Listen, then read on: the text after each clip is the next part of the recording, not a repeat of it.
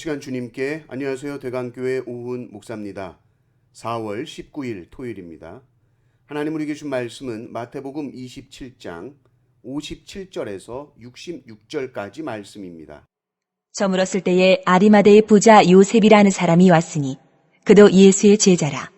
빌라도에게 가서 예수의 시체를 달라. 하니 이에 빌라도가 내주라. 명령하거늘 요셉이 시체를 가져다가 깨끗한 세마포로 싸서 바위 속에 판 자기 새 무덤에 넣어두고 큰 돌을 굴려 무덤 문에 놓고 가니 거기 막달라 마리아와 다른 마리아가 무덤을 향하여 앉았더라. 그 이튿날은 준비일 다음 날이라. 대제사장들과 바리새인들이 함께 빌라도에게 모여 이르되 주여, 저 속이던 자가 살아있을 때에 말하되 내가 사흘 후에 다시 살아나리라 한 것을 우리가 기억하노니 그러므로 명령하여 그 무덤을 사흘까지 굳게 지키게 하소서. 그의 제자들이 와서 시체를 도둑질하여 가고 백성에게 말하되 그가 죽은 자 가운데서 살아났다 하면 후의 속임이 전보다 더 클까 하나이다. 하니 빌라도가 이르되 너희에게 경비병이 있으니 가서 힘대로 굳게 지키라. 하거늘 그들이 경비병과 함께 가서 돌을 임봉하고 무덤을 굳게 지키니라. 아멘. 모든 것이 끝났습니다. 예수님은 십자가에서 운명하셨고 제자들은 절망했습니다. 모두가 도망쳤고 희망도 사라졌습니다. 그런데 그때 조용히 한 사람이 일어서죠. 아리마대 요셉입니다. 그는 부자였고 공회원이었지만 예수님의 제자였습니다. 드러나지 않는 제자였죠. 그날 그는 용기를 내었고 빌라도에게 가서 예수님의 시신을 달라고 합니다. 그리고 자신의 새 무덤을 드립니다. 자신을 위해 준비했던 무덤이었죠. 그러나 예수님께 드린 것입니다. 그는 깨끗한 세마포로 시신을 정성껏 싸서 정중히 장사 지냅니다. 그런데 이 헌신은 단순한 장례라고 볼 수 없죠. 그것은 자신의 신분을 내려놓은 것이요, 자존심을 내려놓은 것이요, 자신의 미래까지 내려놓은 믿음의 고백이었습니다. 예수님이 돌아가신 후에야 비로소 믿음을 드러낸, 어찌 보면 늦은 헌신이었죠.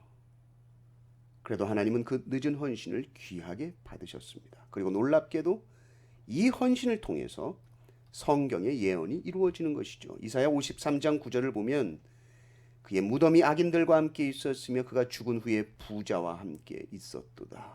요셉이 바로 이 이사야 말씀의 주인공이 됐죠.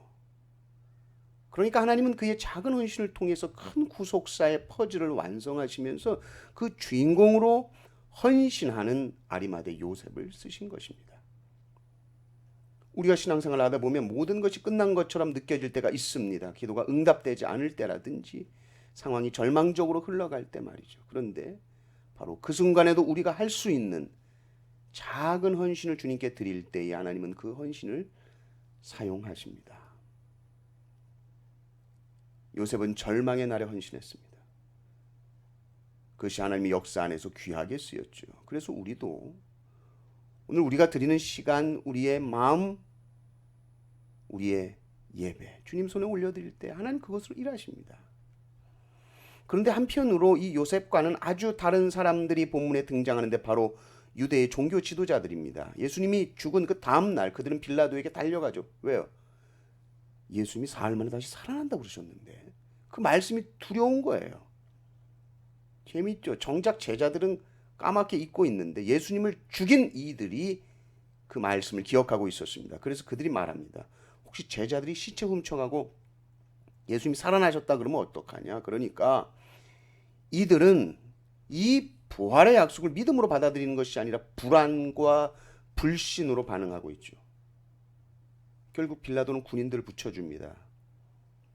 그들로 하여금 무덤을 임봉하게 하고 철저하게 지키게 합니다. 그런데 아이러니하게 그들의 이 모든 준비가 오히려 예수님의 부활이 사실이라는 것을 더 확실하게 증거하게 되죠. 왜요? 시체를 훔쳐간 게 아니라는 것이 확실해졌잖아요. 정말 지키고 있었거든요. 근데 무덤이 비었거든요.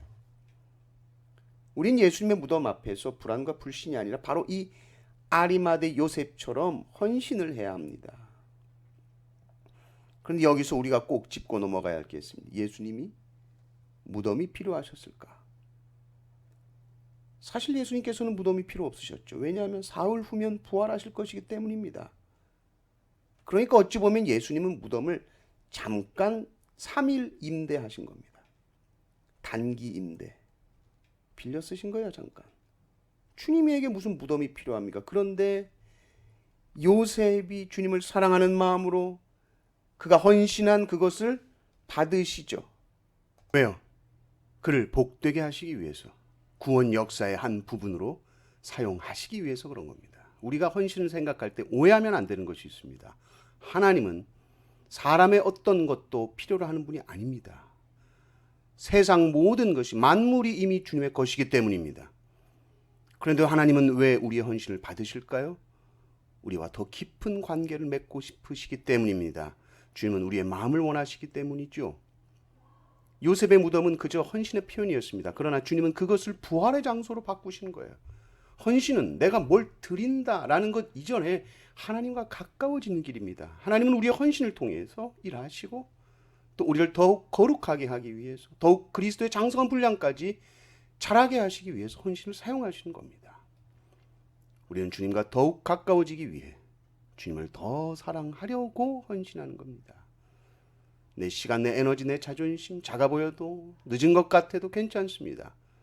주님은 헌신이 필요 없으신 분이지만 우리를 위해서 그 헌신을 받으십니다. 그 헌신을 통해 우리와 가까워지시고 우리를 복되게 하십니다. 오늘도 우리의 작은 헌신이 하나님의 손에 들려질 때에 주님은 그것을 통해 새로운 역사를 펼쳐 가시는 줄 믿습니다. 우리의 삶에도 이 요셉의 헌신의 모습이 있기를 주님의 이름으로 축원합니다. 아멘.